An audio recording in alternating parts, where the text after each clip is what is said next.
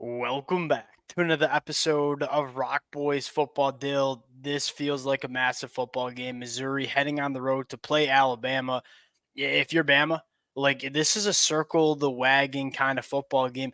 The frustrating part about Alabama is like we've seen them play football like they're going to win a national championship. We've also seen them play some really bad football. That's kind of what we saw Saturday against Tennessee. And then you look at Missouri and say, we know what this team can be.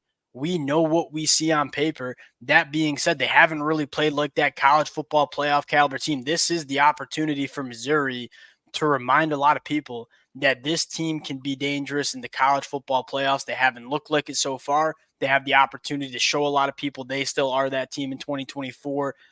A lot of, at least in my opinion, a lot of really intriguing storylines and matchups. I want to talk about Jalen Milroe. I want to talk about this Alabama offense because the job doesn't get much easier. As much as Missouri has struggled to start 2024, this defense has been pretty damn good. And they played a really good game against Auburn. Really excited to get into this one. Before we do, and as always, Bama fans, Missouri fans, would love to hear from you guys in the comment section. I got a few hot takes to get off my chest about Alabama. So for the Bama fans specifically, would love to hear some of your takes and responses to some of my ideas. Appreciate you guys rocking with it. If y'all do enjoy the content, consider subscribing to the channel. And Dill, without further ado, let's get into this one. And let's start with this Alabama offense. And I'll start with maybe a hot take that might frustrate some Bama fans. Look, I'm not going to get up here and defend Jalen Milroe. Thought the body language was garbage from him on the sideline. But I think more importantly, Jalen Milroe looked back like he did in 2023, where he's struggling to hit some of those short intermediate routes that he was really good with to start the season. That's what we were so high with Alabama. Like, oh, Jalen Milroe, and he kind of starting to hit some of those easier throws that we saw him miss in 2023. That was the missing piece for him. He's kind of reverted back to it. That being said, and this maybe is the hot take, it's not all on Jalen Milroe. This Alabama offensive line, it's a disaster. And I get Tennessee's front seven very, very good. This is Alabama. Like, you should never look like that against, I don't care how good of a front seven. And the frustrating part is, like, look, Dill, we knew Elijah Pritchett at the right side. Like, he's not been a good football player for Alabama. We kind of knew that heading in. The most concerning part, like Caden Proctor, Tyler Booker, they struggled in a massive way as well. If you're Alabama, yeah, you got to get better football from Jalen Milroe. But, man, that offensive line, that's just not what we're used to seeing from Alabama coach teams over the past 15 years. And they got to get it back on attack on the rushing game. I mean, that's what was really disappointing. Is it went back to what last year's offense looked like, where it was almost like you really got pass happy, you snap the ball, and okay, Jalen Milroe, go make a play, go let chaos kind of ensue around you, and then go try to break the pocket and do something. It's when they were playing Georgia, when they were playing Wisconsin, I mean, that rushing attack was really, really dynamic. They had everyone involved. They were using wide receivers. They were using running backs. They were using Milroe. And you could just see how much pressure that was putting on other teams. And it was slowing them. It was slowing pass rushers down. It was slowing defensive linemen down. And you kind of said it. I mean, this offensive line probably needs it, especially on the right side. Obviously, they're just struggling at the tackle position. The frustrating part is, like, you had 52 dropbacks in that football game against Tennessee. That's crazy. And I think you said it best. What's the best way to help your offensive line and pass protection? Why did Alabama's offensive line look so good against Georgia? Because they were able to run the football. And Alabama, for some reason, just not really getting to the run game. And the game script is working for them to run the ball, too. It's not like they were losing the game, or it wasn't like Tennessee was scoring a ton of points. So, again, they had the game script they want. I mean, when they're going to play this Missouri team, I kind of like what this defensive line is shaping out to be. I think those defensive ends are starting to play really well. I think Zion Young is really kind of getting it rolling. Eddie Kelly, I thought, had a great game. So, again, like, I'm looking like McClellan's playing really good on the inside. So you like some of the things you're seeing. I thought they did a good job with Peyton Thorne, but that's like a junior version of what Alabama can be. And you saw Diego Pavia give them some problems in terms of his athleticism and his ability to kind of stylistically run the ball in a variety or in kind of an aggressive, creative different ways. They have to be able to do that against this Missouri team, or else I don't think they're. It's tough. I mean, Missouri, this again, the offense has not been good, and we're going to talk about the struggles on offense. But you look at the defense, say 18.2 points per game allowed. That's 12th best in the country. sacking the quarterback, 8% of dropbacks. That's also top 20 in the country. Zion Young looks like an absolute dude coming off the edge. You look at Alabama, and I say it definitely starts with getting the run game going to take some pressure off of Jalen Milroe, to take some pressure off the offensive line and pass protection, get back to the creative run schemes that we saw against Georgia. Like, look, what did Georgia's front seven just do to Texas? They smoked them. Like, I think Alabama can run the football on just about anybody in the country, and that shouldn't be a conversation. When you're talking about Alabama, it shouldn't be what your opponent is. It should be like you going out and executing what you have to do. Want to see them get back to the run game. Dylan, I think it starts with they're taking a lot of negative plays. Like, even go back to South Carolina, 4 sacks, 9 TFLs, Tennessee, 3 sacks, 9 tackles for loss. Getting behind the chains, not really run those running downs. That hurts Alabama too. Last thing is, and we didn't think this was a problem, and maybe it is there a little bit of an over-reliance on Ryan Williams? Like, Jermon McCoy did a very good job at neutralizing Ryan Williams, and he had 18 targets in that football game.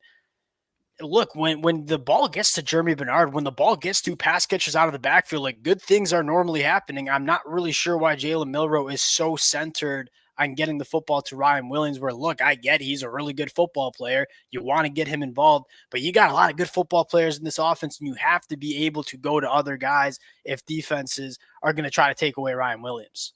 Yeah, I know they asked Kalen DeBoer that in the press conference. He obviously said there isn't, but I'm kind of with you. I think there is. It's like, again, they were throwing them pretty much every play. It felt like they're doing the same thing in South Carolina, led to an interception. It's like those type of things. Like, Alabama's better at the wide receiver position, frankly, than I would have thought. Guys are stepping up. I think Bernard's playing much better than I thought he was capable of playing. Cole Adams is playing really, really good football too. One guy I kind of want to see more involved is Kendrick Law. I think he is a guy who I think can introduce some of that creativity, some of that attacking style that they sort of had against Wisconsin and Georgia. So you want him in the game. I think he needs to be more involved. He had a couple nice plays, I felt like, in that Tennessee game, but I think he should probably have more of a focal point in this offense just because, again, if you're not using him in the run game or if you're kind of wasting him, let's say, in his ability to impact the run game, I think you're taking a weapon away. And I think that's kind of what Alabama has working for them right now is they have so many ways to attack you in that rushing attack. And right now, it didn't feel like they ever got to it in that Tennessee game. No, 100%. Kendrick Law to me is like a Deebo Samuel kind of player. Like, get creative with that. I don't know if he's the best pure wide receiver, but there's a reason he's on the football field. Like, he's an offensive weapon. You got to get him involved. Flipping the sides here. One thing I want to say for Missouri is their key, I think, on defense is their secondary players need to play well like they played against Auburn. Because I look at what Tennessee did so well. Their secondary tackles, they're really athletic. They tackle. I mean, Jermon McCoy, for being a really shutdown cover guy at Tennessee, he really likes to tackle. And I think that's something I'm looking for from Missouri is their secondary guys being really involved, tackling really well. Like, I look at Marvin Burks. I like the way he plays. Dalen Carnell. Those type of guys, they need to be around the line of scrimmage. They need to make tackles, and they need to be able to do it in open space consistently. Because, again, that was something Georgia really struggled with against Alabama. That's something I thought Tennessee did a good job with. So if Mizzou can kind of replicate some of the things Tennessee did, they can put themselves in a good spot. You know Alabama's going to go to that quarterback sweep. Tennessee did a good job taking it away. Like, if you're Missouri, you got to be ready to tackle a guy like Jalen Milroe on the perimeter. They'll flipping sides for Missouri. I think there's one massive storyline in this football game. That is, can Missouri get back to what they were doing in 2023 and hit some balls vertically down the field? It's been a massive problem for Missouri up until this football game. Alabama's going to give you looks, and quite frankly, like, Tennessee had a lot of points left on the football field. If Nico could have made some of those throws, you know that you're going to get those opportunities with Luther Burden one-on-one with some defensive backs on islands. Can you go make those plays to win you this football game? That's kind of where it lies, where Missouri last year, Brady Cook completed almost 50% of his passes, 20-plus yards down the field. This year, the number's down to less than 30%. This feels like where this game's going to come. I don't think Missouri's going to run the football all over Alabama, but they're going to have some opportunities to work vertically down the field with guys like Luther Burden. If you are Missouri, you have to make Alabama pay when you have guys one-on-one out on the boundary.